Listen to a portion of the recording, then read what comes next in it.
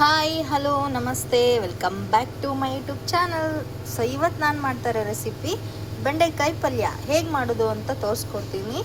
ಮೊದಲೇದಾಗಿ ಈ ಥರ ಬೆಂಡೆಕಾಯಿನ ತೊಳೆದು ಸಣ್ಣದಾಗಿ ನಿಮಗೆ ಯಾವ ಶೇಪಲ್ಲಿ ಬೇಕು ಆ ಥರ ಕಟ್ ಮಾಡಿ ಇಟ್ಕೊಳ್ಳಿ. ಇವಾಗ ಅದಕ್ಕೆ ಅಂತ ಈರುಳ್ಳಿ, ಟೊಮೆಟೊ, ಹಸಿಮೆಣಸು, ಕರಿಬೇವು ಸೊಪ್ಪು ತೊಗೊಂಡಿದ್ದೀನಿ.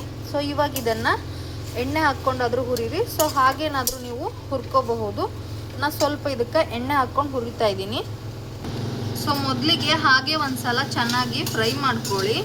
ಅದ ನಂತರ 1 ಸ್ಪೂನ್ ಇಲ್ಲ 2 ಸ್ಪೂನ್ ಎಣ್ಣೆ ಹಾಕ್ಕೊಂಡು ಚೆನ್ನಾಗಿ ಹುರ್ಕೊಳ್ಳಿ. ಸೊ ನೋಡಿ, ಆಲ್ಮೋಸ್ಟ್ ಇದು ಫ್ರೈ ಆಗಿದೆ. ಈ ಥರ ಚೆನ್ನಾಗಿ ಅಂಟಿನಂಶ ಎಲ್ಲ ಹೋಗೋ ಥರ ಇದನ್ನು ಚೆನ್ನಾಗಿ ಹುರ್ಕೊಂಡು ಇಟ್ಕೋಬೇಕು. ನೋಡಿ, ಇಷ್ಟು ಹುರ್ಕೊಂಡು ಇಟ್ಕೊಂಡ್ರೆ ಸಾಕು. ಇದನ್ನ ಇವಾಗ ಒಂದು ಪ್ಲೇಟಿಗೆ ಮಾಡ್ಕೊಳ್ವಾ. ಇವಾಗ ಇದೇ ಬಂಡಿಗೆ ಮತ್ತೆ ಸ್ವಲ್ಪ 2-3 ಸ್ಪೂನ್ ಎಣ್ಣೆ ಹಾಕ್ಕೊಳ್ತಾ ಇದ್ದೀನಿ. ಹಾಗೆ ಇವಾಗ ಇದಕ್ಕೆ 1 ಸ್ಪೂನ್ ಜೀರಿಗೆ, 1 ಸ್ಪೂನ್ ಸಾಸಿವೆ, ಕರಿಬೇವು ಸೊಪ್ಪು, ಹಸಿಮೆಣಸು, ಈರುಳ್ಳಿ,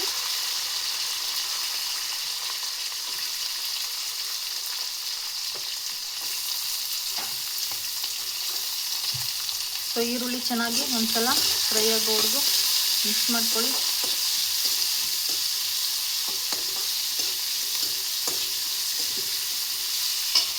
ಹಾಗೆ ಟೊಮೊಟೊ ಹಾಕ್ತಿದ್ದೀನಿ.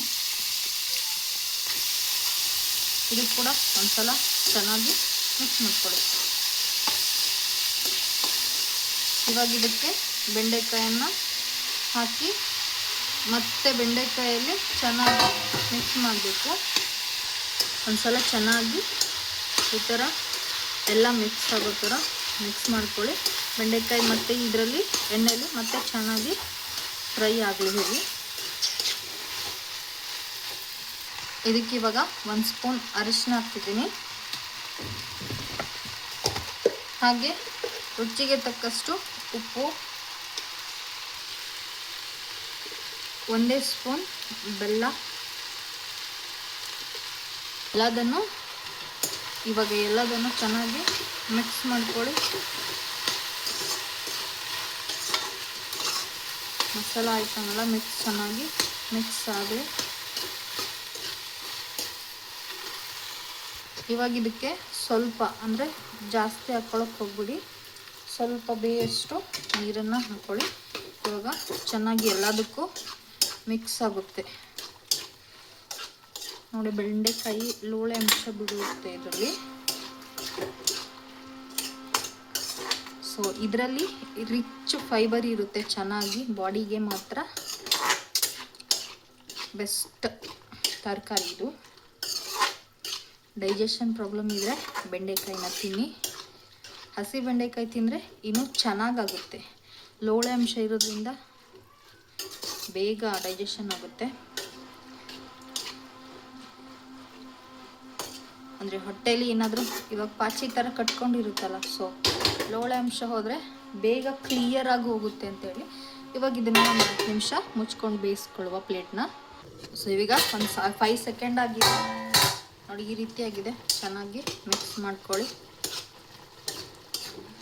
ಸೊ ಹುಳಿ ಅಂಶ ಹಾಕಿದರೆ ಲೋಳೆ ಕಡಿಮೆ ಆಗುತ್ತೆ. ನೀವು ಹುಳಿ ಅಂಶ ಟೊಮೊಟೊ ಹಾಕಿದರೆ ಬೇಗ ಆಗುತ್ತೆ, ಮತ್ತು ಹುಣಸೆಹಣ್ಣು ಹಾಕೋ ಅವಶ್ಯಕತೆ ಇರಲ್ಲ. ಆಲ್ಮೋಸ್ಟ್ ಇದು ಫ್ರೈ ಆಗಿದೆ. ಸೊ ಇನ್ನೊಂದ್ಸಲ ಒಂದು 2 ಸೆಕೆಂಡ್ ಇಡುತ್ತೆ ಸಾಕು. ಸೊ 2 ಸೆಕೆಂಡ್ ಆಗಿದೆ. ಇವಾಗ ಮತ್ತೆ ತೆಗಿತಾ ಇಲ್ಲ. ಸೊ ಮತ್ತೆ ಮಿಕ್ಸ್ ಮಾಡ್ಕೊಳ್ಳಿ, ಇಲ್ಲಾಂದರೆ ತಳ ಹಿಡಿದ್ಬಿಡುತ್ತೆ. ಹಾಗಾಗಿ ಸೊ ಇವಾಗ ಮತ್ತೆ ಪ್ಲೇಟ್ ಮುಚ್ಚೋ ಅವಶ್ಯಕತೆ ಇಲ್ಲ. ಬೆಂಡೆಕಾಯಿ ಫುಲ್ ಬೆಂದಿದೆ. ನಿಮಗೆ ರಸ ಬೇಕು ಅಂದರೆ ಹೀಗೆ ಇಟ್ಕೊಳ್ಳಿ, ಇಲ್ಲ ಅಂತಂದರೆ ಸೊ ನೀರು 1 ಸೆಕೆಂಡ್ ಇಟ್ಟರೆ ಡ್ರೈ ಆಗುತ್ತೆ. ಅಲ್ಲಿವರೆಗೂ ಇಟ್ಟರೆ ಸಾಕು, ಬೆಂಡೆಕಾಯಿ ಪಲ್ಯ ರೆಡಿಯಾಗುತ್ತೆ. ಸೊ ನೋಡಿ, ಫೈನಲ್ ಆಗಿ ಪಲ್ಯ ರೆಡಿಯಾಗಿದೆ. ಎಷ್ಟು ಚೆನ್ನಾಗಾಗಿದೆ ಅನಿಸುತ್ತೆ.